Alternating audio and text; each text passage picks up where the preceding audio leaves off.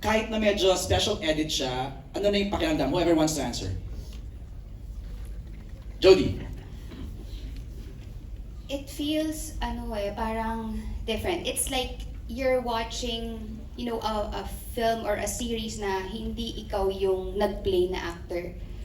May ganun? I mean, ganun siya nag-strike sa akin because I don't really watch my, yung pag nagpe-playback after ng mga scenes, hindi ako nanonood. Sa monitor, hindi na? Kasi naiilang ako. Okay. So parang feeling ko, parang ginod naman na Netflix, so I trust okay naman yung ginawa ko. So ngayon, pag binuo mo na siya, pinagdikit-dikit mo na siya, kasi parang pieces of puzzle yan eh. Right. Pag ginagawa namin, hindi naman namin siya sinushoot chronologically.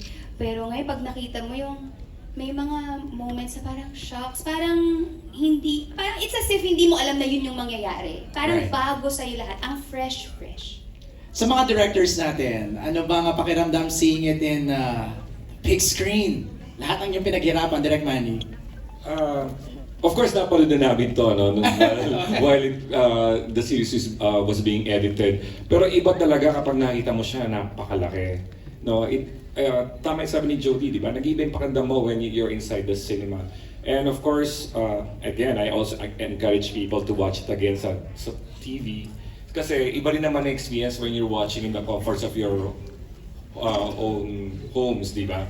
At kanina, ang naano ko lang, nagka-flashback yung mga, alam ko, I think first sequence natin, no, our first day. Ito yung nangyari, anong kinukunan to, ang eksenan to. Ang daming memories din na bumabalik while at the same time trying to immerse myself in the viewing pleasure na first time ko makikita on a big screen yung aming project.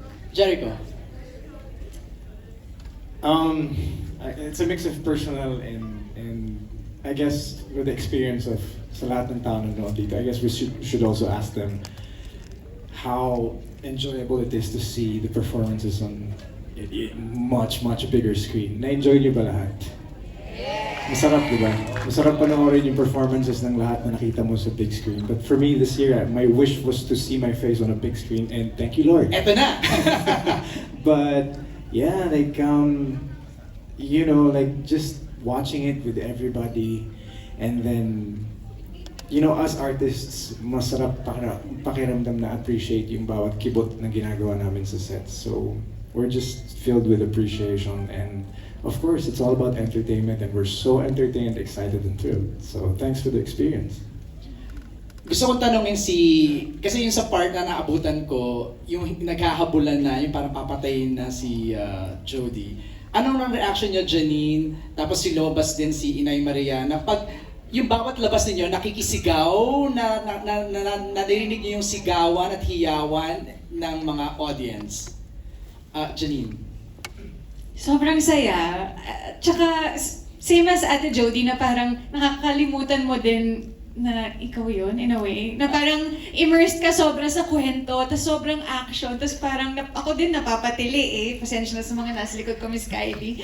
Pero sobrang exciting kasi to see it all parang in its final form. Right. Tapos na marinig na yung katabi mo na excite or parang ganun.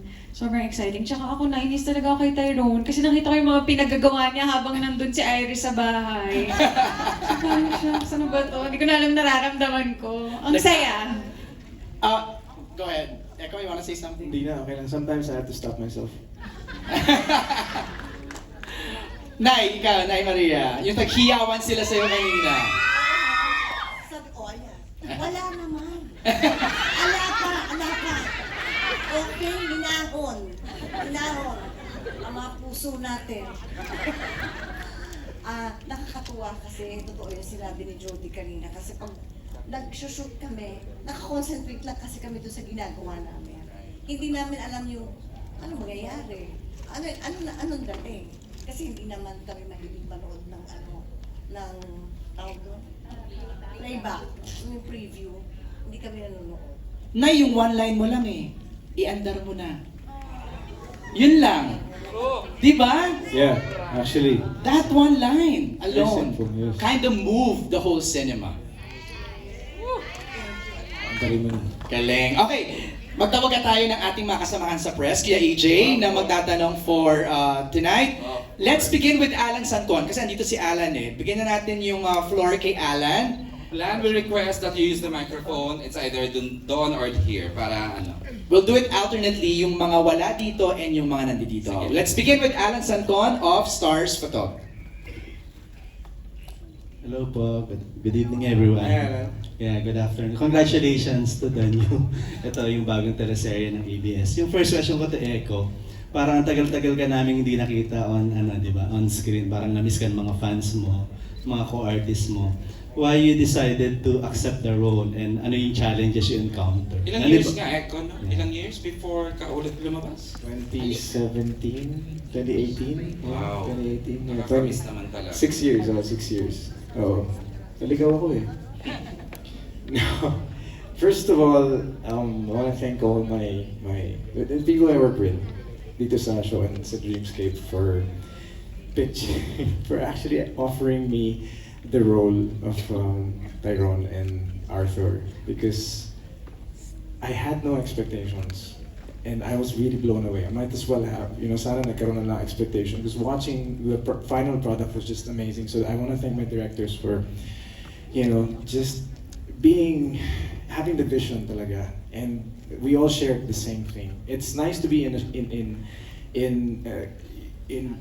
working with a group who share the same energy and share vision, and that's what I got. So ang feeling ng pagbalik mo ganon, and then ABS, like buhay ulit yung relationship namin. It never died naman, but coming back to ABS felt like coming back to home.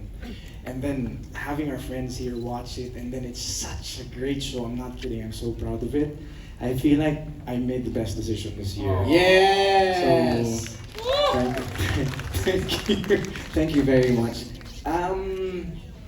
It's the best time to, to just, one word na lang, para matandal ako eh. I don't want to turn my back on my artist again. And this is it, full embrace. Yeah. And this is the best team to share it with. Saka once an actor, always an actor. Di mo naman mahalis yun, Jericho. Thank you. It's always there. Thank you. Thank you, Echo. Alan. Congratulations. Welcome back. Thank you so Yung much. second question. I want to ask you, Alan, how do you feel that I'm back? So, No, I'm just kidding. Maliw ka, Jericho. Back Boy, to that's a you. serious question, di ba? Parang na-miss 6 Hindi, years. why not? Sige nga, Alan, ikaw nga. Ano pakiramdaman Kasi- mo? Alan, I love you. Sige. syempre na-miss ng mga fans mo yung acting. Ikaw ang tinatanong, hindi yung fans. Ako personally, na-miss namin talaga yung Echo. Diba? I love you. Thank you, Alan. I love you. Thank And you you. still remember us, di ba, nung dumadaan sa kanina dun sa Red red carpet. carpet, talagang binati niya kami yung mga familiar Mga faces. OGs. Ganda naman si Jericho So, lagi. Yeah, that's my Thank you. strategy talaga because I always forget names. Thank you. Yeah, thank you, Echo. Congratulations. Second question ko for Jody. Grabe, Jody, no? Grabe ka rito sa... Yes! Awang-awa tayo the whole 2 hours. Alam namin hindi ka tumatanggap ng role ng parang yung same, di ba? Same ang inuulit. Talagang bago ka tumanggap, talagang tinikita mong bago to. Yan, parang bago talaga na nakita namin Jody dito. Action, di ba? Parang tinalo mo si Tomb Raider dito. And yung mga fight scenes mo, di ba? Hindi, tanong namin, how was it? Kumbaga, how was it? Paano ka nag-prepare dun sa character mo? And paano ka nag-training? And ano yung mga na-encounter mo during the times na nasaktan ka ba? Ano yung mga challenges you encounter during the shoot? When it was first offered to me, I think